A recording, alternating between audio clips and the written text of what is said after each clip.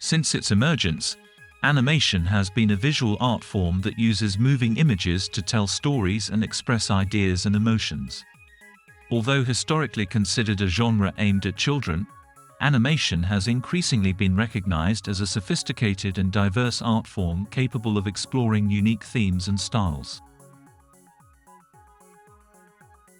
The recognition of animation as a visual art is also directly related to the technical and aesthetic quality of productions. Cartoons with fluid animations, creative designs, vibrant colors, and innovative visual effects tend to be more valued as works of art than low-quality productions. Additionally, animation has also been recognized in museums and art galleries around the world, with exhibitions and animation shows highlighting the richness and diversity of animation as a visual art form. Therefore, animation is a visual art form that transcends the idea of children's entertainment and is increasingly valued as a sophisticated and diverse form of artistic expression capable of captivating audiences of all ages and cultural backgrounds. Animation as a form of entertainment has a history that dates back to the early 20th century, when the first cartoons were created to be shown in cinemas. These cartoons were initially intended for a general audience, and many of them were geared towards comedy and humor. However, over time, cartoons began to be more directed towards children, in part because it was easier to attract the child audience with funny characters and simple stories.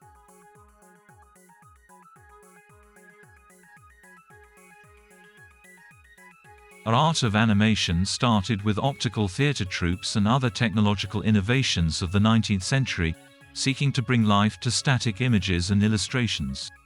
Phantasmagorie, by Émile Cohl, was the first animated film, exhibited in France in 1908.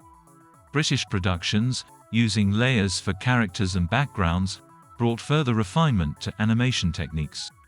Quirino Cristiani's 1917 El Apostol became the first feature-length animated film. The early 20th century saw the rise of many pioneers in animation, such as Ub Iwerks, who created Steamboat Willie, featuring Mickey Mouse.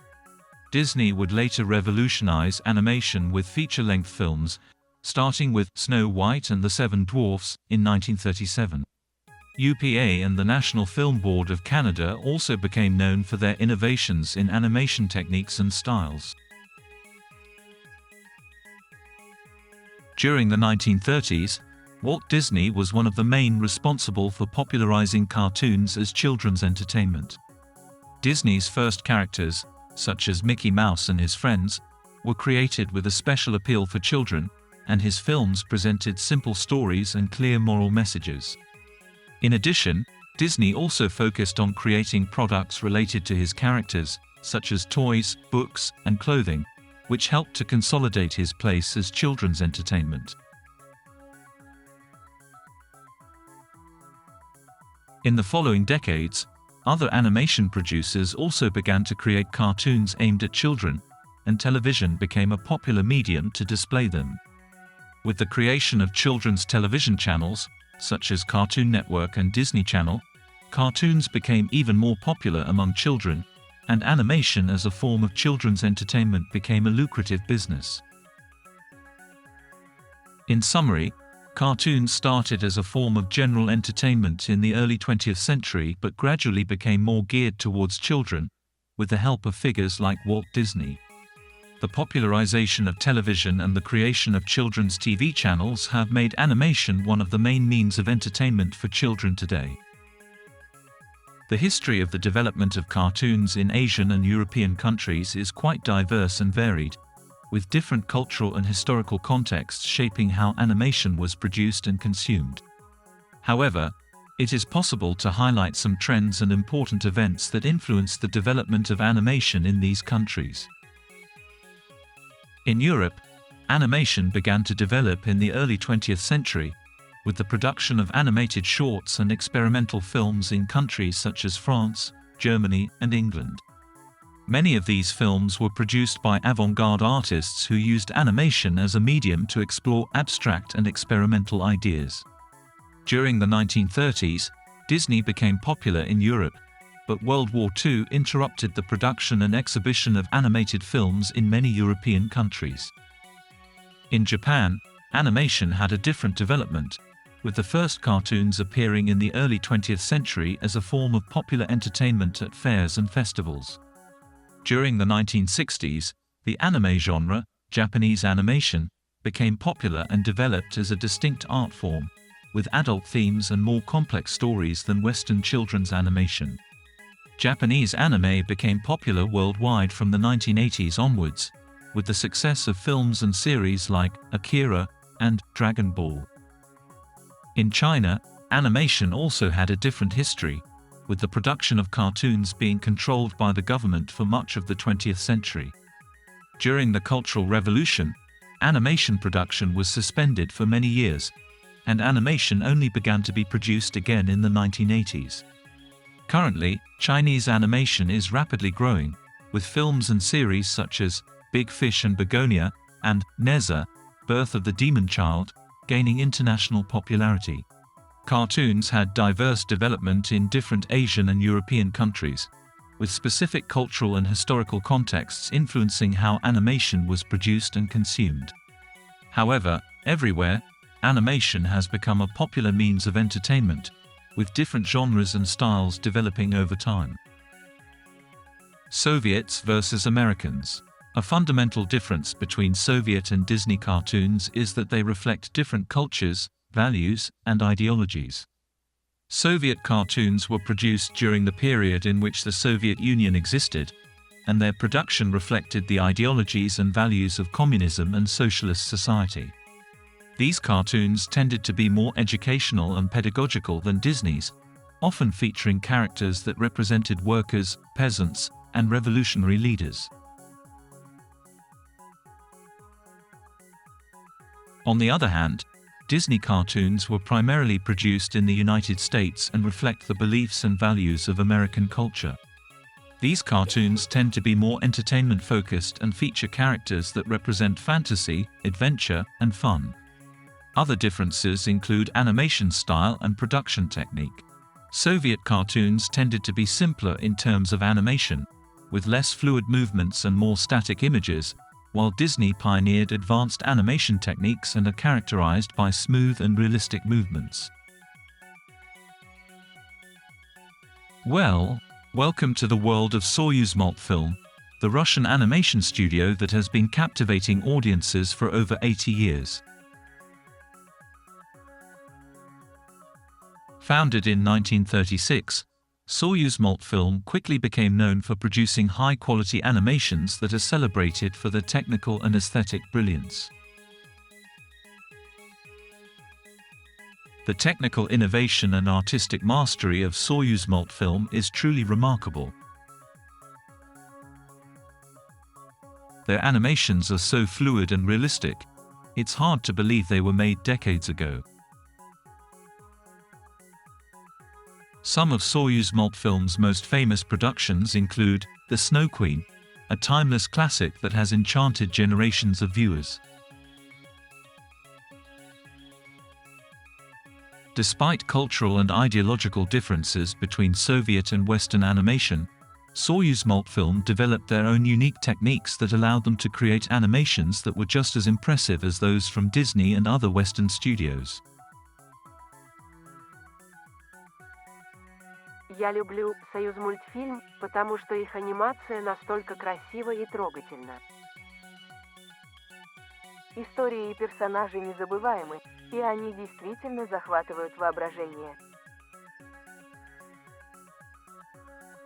And so, the legacy of Soyuz Multfilm continues to inspire and delight audiences around the world.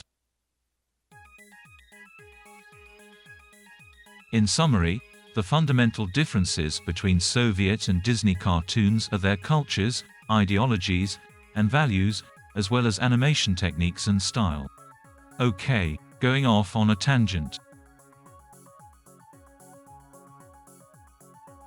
In his book, Comunicación para los Niños, Communication for Children, Wilbur Schramm discusses in 1954 how cartoons are used as a means of communication for children and how they can influence their learning and behavior.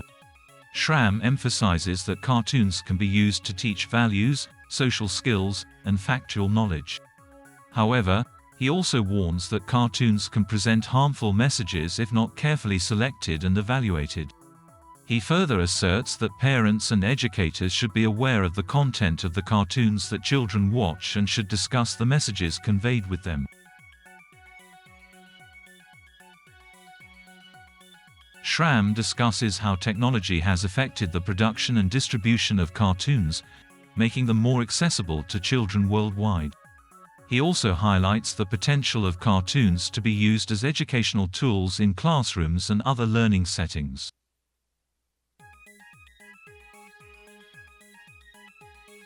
Gérard Bruguière is a renowned French researcher in the field of early childhood education and educational games, who addresses the topic of cartoons in his book, L'enfant et la culture ludique, The Child and Playful Culture.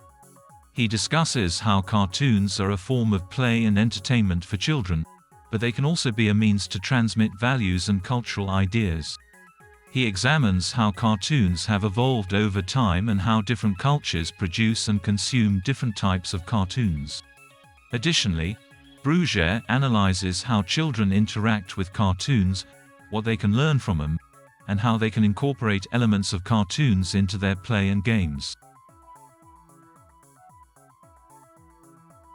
Everything has a price, and in our society, there's no such thing as a free lunch. But have you ever wondered about the true value of art? Ancient Egyptian wall art and modern cartoons might seem like vastly different art forms, but Canadian Egyptologist and archaeologist Donald B. Redford suggests that they share something in common. Both rely on the artist's ability to create an illusion of movement and life in flat images.